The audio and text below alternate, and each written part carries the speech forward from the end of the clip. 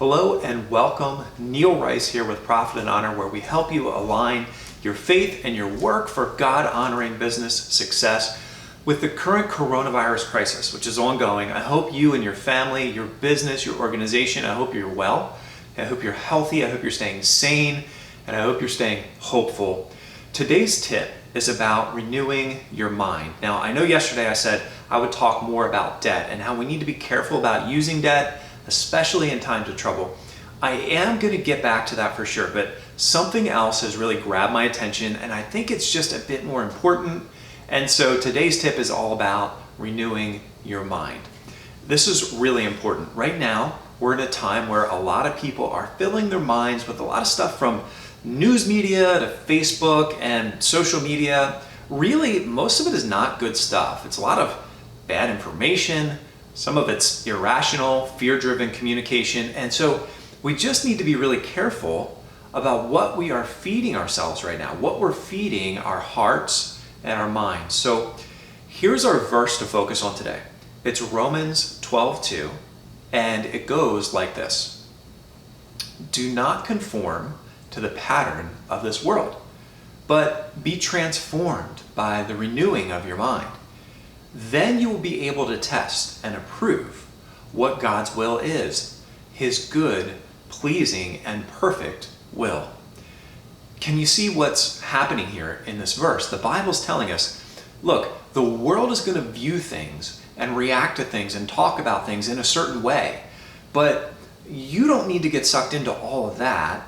Instead, you can renew your mind so you can understand the good stuff that God has for you. And I just think that right now, with all that's happening, this concept is critical for us as believers.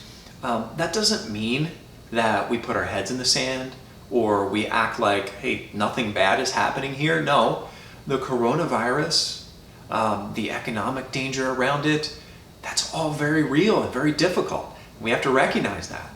But we can get critical information, the important information we need about all this, without constantly feeding ourselves with fear-inducing, oftentimes false information and speculation.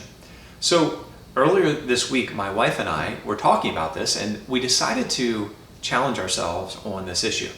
And I'd like to share this challenge with you as well. It's a two-part challenge, and here it is.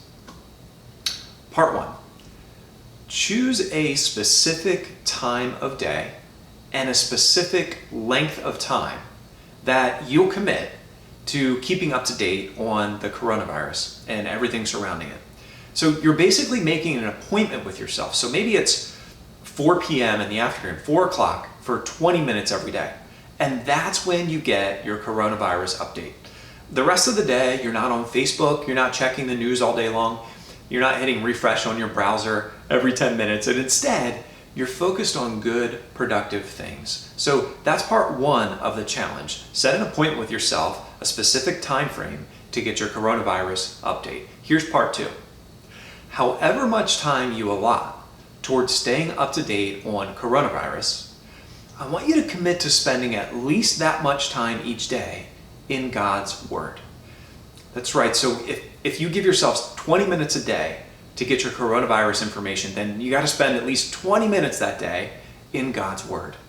Now, some of you are rethinking how much time you want to give coronavirus right now. But if you do this, you can have some assurance that you're filling your heart and your mind with at least as much good stuff, hopeful, life-giving stuff, as you are with information about the difficult situation we're facing right now. And that's going to be a real blessing in your life. It's going to help renew your mind so you can be the best leader you can be for your family, your business, your organization, your community. So that's the tip for today. Renew your mind with God's Word.